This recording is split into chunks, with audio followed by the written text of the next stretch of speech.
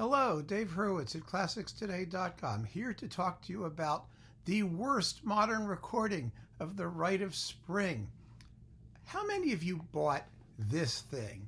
Remember the Rite of Spring commemorative box? It contains something like, I don't know, 30, the 100th Anniversary Collector's Edition is what it's called.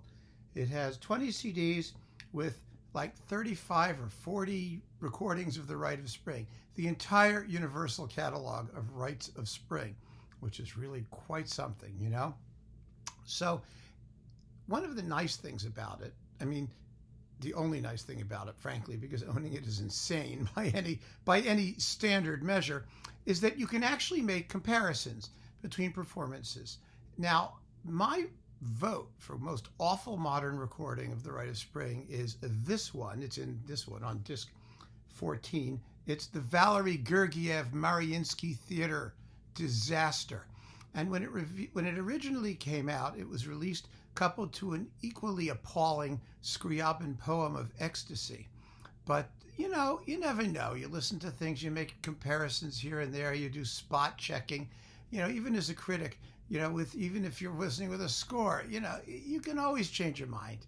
Maybe you had a bad day. Maybe you were grouchy about something. I trashed this performance. But when this box came out, I had a chance to go through lots and lots and lots of Rites of Spring. Some of them not very good. This one, it's coupled on this disc with the Bernhard Haitink Berlin Philharmonic Rite of Spring.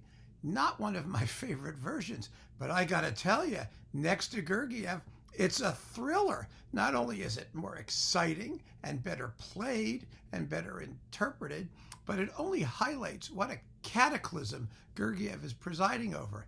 See, the biggest issue with the Gergiev recording is the total artificiality of the balances. There are instrumental lines at the very beginning. All of the woodwind textures are out of whack. The dynamics aren't respected either by the players or by the engineers. And the result is just chaos. You have the mystic circle of adolescence things, the chong, ba, ba, ba, da, da, da, da, da, da. That stuff, gee, doesn't it sound great? No orchestra sounds like that. And I've heard the Mariinsky Orchestra live many times, and they don't sound anything like that. The cellos and basses don't sound like that. The dynamics are not what Stravinsky wrote. In the Procession of the Sage, that famous polyrhythmic passage where you have, each instrumental part is doing its own thing, and the horns are going da da da da da da da da da, and the tam tam underneath, and the guiro going chicka chicka chicka, and all that. It's a disaster. You don't hear the rhythms at all. And then to add insult to injury, the really juicy bit is at the end of part one. The tam tam player gets lost. Now, that's sort of like a public humiliation that I kind of find amusing, because when a tam-tam player gets lost, you know it. And this guy, he's making these huge crescendos, and he has no idea where he is. He's doing them at random. It's a disaster. Then part two starts, much, much too loudly. The lines and the solo strings, there are tunes in there, they're buried. And you have that fabulous fight between the T-Rex and the Stegosaurus. That's the Fantasia version interpretation, but that's how I always remember that scene. You would think that Gergiev, who has done nothing but insensitively pummel the piece at random from day one, would really get into that, wouldn't you? But he doesn't. It's tensionless. It has no accents. It has no rhythm. It's a nightmare. And then finally, the sacrificial dance. My God, it lasts something like 4.5 minutes. It's almost a minute longer than it needs to.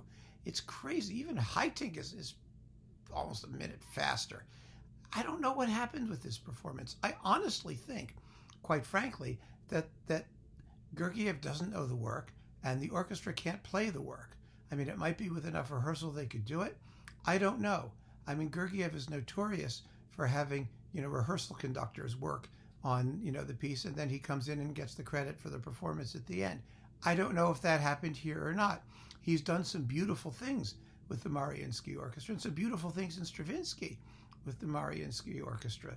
So for this to be such a disaster, I find unaccountable. But the evidence is right here in the box. You can sit there and take out any performances you want and make A-B comparisons.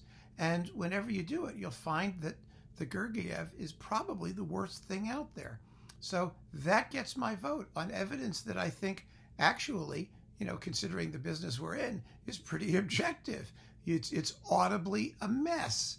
And you can point to exactly where and why comparatively.